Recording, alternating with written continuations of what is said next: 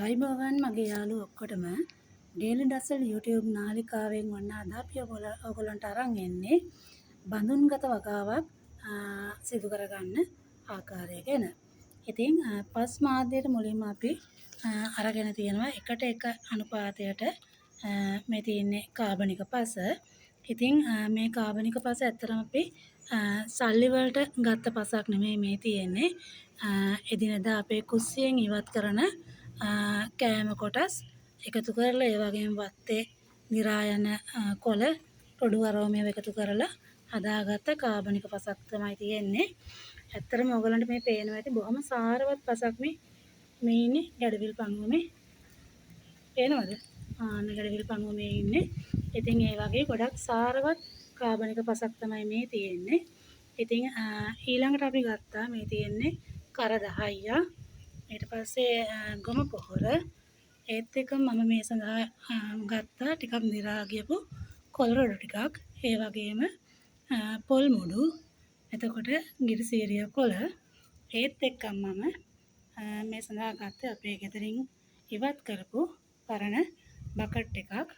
ඉතින් ඒ වගේ බාස්කට් කීපයක්ම අද මම මේ මගේ බඳුන්ගත වගාවට අරගන්නවා. ඊළඟට අපි බලමු පස් මාධ්‍ය සකස් කරගන්නේ කොහොමද කියලා. ඉතින් ඔන්න අපි දැන් මේ හදන්නේ පස් මාධ්‍ය සකස් කරගන්න. ඇත්තටම මේ පුංචි උදැල්ලක් තමයි මේ තියෙන්නේ. ඔයගොල්ලන්ට මේක ටිකක් ලොකුවට වගේ පෙන්වනවා ඇති වීඩියෝ එකේ. ඉතින් උදැල්ල ගහන්නත් බෑ ඒ තරමට මේ පස් ටිකේ මේ පොඩි පස් ප්‍රමාණයක් ඇතරම් මෙතන තියෙන්නේ. අපි බැලුවොත් එහෙම තාච්චියක විතර පස් ප්‍රමාණයක්. නමුත් මෙතන මේ ගැඩවිල් පණුව උඩ ඉන්න ඒ පස් ප්‍රමාණය කියන එච්චරට මේ කාබනික පස සාරවත්. ඉතින් ඔන්න එකට එක අනුපාතයට අපි දැන් මේකට දාගන්නවා කර 10ක්. ඊට පස්සේ ගොම පොහොර දාගෙන අපි ඉතින් මේ ටික හොඳට කලවම් කරගන්න ඕනේ. අනා ගන්න ඕනේ. ඉතින් එහෙම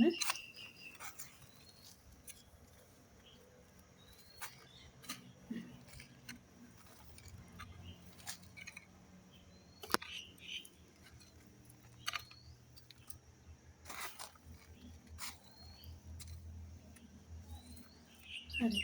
එහෙම අනාගත්ත පස් ටික තමයි දැන් මේ ඔයගොල්ලන්ට පේනවා ඇත්තේ. ඊළඟට ඔන්න අපි දැන් මේ තියෙන්නේ මේ බාල්දිය. ඇත්තටම අපේ ගෙදරින් අයින් කරපු බාස්කට් එකක් මේ තියෙන පරණ. ඉතින් ඔයගොල්ලන්ට පේන ඇති මේ මම මේ අඩිය ටිකක් සිදුරු කරගෙන මොකද නැත්තම් මේක ඇතුලේ වතුර එකතු වෙනවා. ඒක නිසා මේ අඩිය ටිකක් සිදුරු කරගත්ත බාල්දියක් තමයි මේ අරගෙන තියෙන්නේ. ඔයගොල්ලන්ට පේනවා ඇති. ඉතින් මම මුලින්ම කරන්නේ ඒ බාල්දියේ පතුලට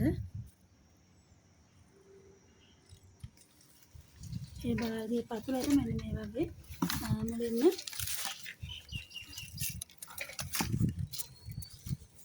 මුලින්ම දාගන්නවා මේ පොල් කොසු ටික දාගන්නවා. ඊට පස්සේ ඊළඟට මම දාගන්නවා මෙන්න මේ දිරා ගියපු කොළ ටික.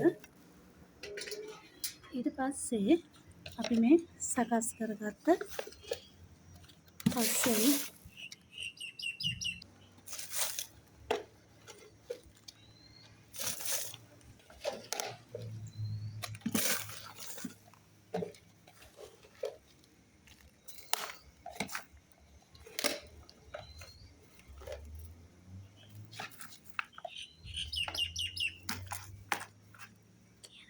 ඔන්න ඔය වගේ සාමාන්‍යයෙන් බාකට් එකෙන් භාගයක් විතර මම දැන් පස් පුරවගෙනයි තියෙන්නේ. ඉතින් දැන් මෙන්න මේ සකස් කරගත්ත පස් මාධ්‍ය අපි දැන් බීජ හිටවන්න ඕනේ. ඇත්තටම මම මේකේ හිටවන්න බලාපොරොත්තු වෙන්නේ දැන් මේ වෙලේ ඇත්තටම අර ඇට පෙඟෙන දාලා තියෙන්නේ බණ්ඩක්කවල. ඒ බණ්ඩක්ක ඇට එක රැයක් පෙඟුනට පස්සේ අරගෙන මේ සකස් කරගත්ත පස් මාධ්‍යකේ මම හිටවනවා. හිටවලා ඒකේ වැඩි ආරක්ෂාවක් දැන් ඇත්තටම මේක අපේ රූෆ් টොප් එකේ තමයි මේ වගා කරන්න අපි ලෑස්ති වෙන්නේ. ඉතින් රූෆ් টොප් එකට කෙලින්ම ඉර ආව වටනවා ගොඩක් රස්නේ. ඉතින් මේක අපි නිකම්ම මෙහෙම තියන්නේ නැහැ. මේකට මේ ප්ලාස්ටික් බකට් එකක්. ඉතින් යටින් මොකක් හරි ලී කෑල්ලක් වගේ එහෙම නැත්නම් අර ඉවත් කරපු කිරි මුට්ටියක් වගේ එකක් යටින් තියලා ඒක උඩින් තමයි මේ බාස්කට් එක තියන්නේ. ඒතර කෙලින්ම මේක රත් වීම අඩුයි අත්‍තරම. රූෆ් টොප් එකේ ගොඩක් ඉර එළිය වැටෙන තැනක්. ඉතින් මේකේ අපි දැන් ඒ බීජ හිටවගෙන ඊට පස්සේ මෙන්න මේ ගිරිසීරිය අතු වලින් අපි මෙහෙම මේ බීජේ වටේට ආවරණය කරන්න ඕනේ. ඉතින් මම හිතන්නේ ඔයගොල්ලෝ හැමෝටම බොහොම ලේසියෙන්ම කරන්න පුළුවන් දෙයක් තමයි මේ බඳුන්ගත වගාව කියන්නේ. ගොඩක් නාගරික ප්‍රදේශවල ඉඩ නැහැ කියලා අපි ඇත්තටම කිව්වට බොහොම පුංචි ඉඩ ප්‍රමාණයක වුණත් අපිට මේ බඳුන්ගත වගාව සිදු කරගන්න පුළුවන්. ඉතින් ඇත්තටම බොහොම පුංචි ඉඩ ප්‍රමාණයක වුණත් අපිට ලේසියෙන්ම අපේ එදිනදා අවශ්‍යතාවයන්ට සරල වෙන විදිහට අපිට එළවලුවක් වවා ගන්න පුළුවන්. ඉතින් ඒක අපේ ඇත්තටම පර්ස් එකටත් වාසි. ඒ වගේම කාබනික ආහාර ගන්නකොට අපේ ඒක සෞඛ්‍යයටත් හිතකරයි. පර්ස් එකටත් වාසි. ඒ ඔක්කොටම වඩා අපේ මානසික සෞඛ්‍යයට ඒක ඉතාමත් වැදගත් වෙනවා. ඉතින් මම පෙන්නන්නම් ඔයගොල්ලන්ට මේ තියෙන්නේ මම අපේ ගෙදරින් ඉවත් කරපු හාල්ලුර. මෙතන මේ තියෙන්නේ කිලෝ 5 හාල්ලුර තමයි අපි අරන් තියෙන්නේ. ඒ වගේ සකස් කරගත පස්මාදේ දාලා දැන් මේ ලෑස්ති වෙලා තියෙන්නේ. ඇත්තට මේ බණ්ඩක්ක බීජ හිටවන්න තමයි මෙයාලා මේ ලෑස්ති වෙලා ඉන්නේ.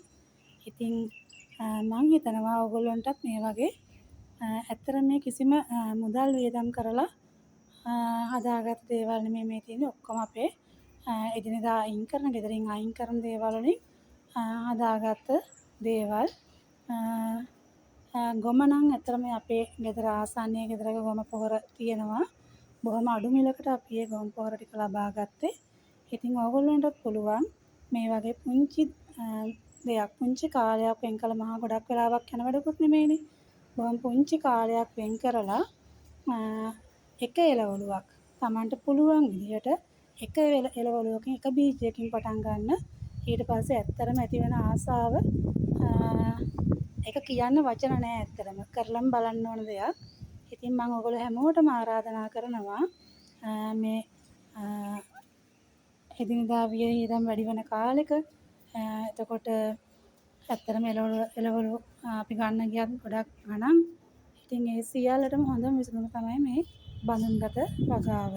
ඉතින් මම ඔයාලට ආරාධනා කරනවා මම වගේම ඔයගොල්ලෝ අද ඉඳලා එක දෙයක් හරි අනිත් තරමින් කොච්චි කරලක් ගන්න, මාළු මිරිස් කරලක්, හම් මිරිස් කරලක් වුණත් අපිට අපේ ගෙදරින් ගන්න තියෙනවා නම් ඒක අපේ හිතට ගොඩක්ම ඒ අස්සෙන් නෙලා ගන්නකොට අපිට ගොඩක්ම සතුටක් දැනෙනවා.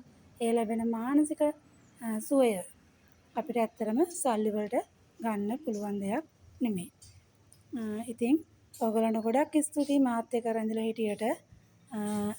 මගේ මේ YouTube නාලිකාවේ ඔයගොල්ලන්ට මොනවා හරි අඩුපාඩු වැරදි දේවල් තියෙනවා නම් ඒවා මට පහලින් කමෙන්ට් එකක් විදිහට දාන්න. මම හැම කමෙන්ට් එකක්ම බොහොම ආදරයෙන් පිළිගන්නවා.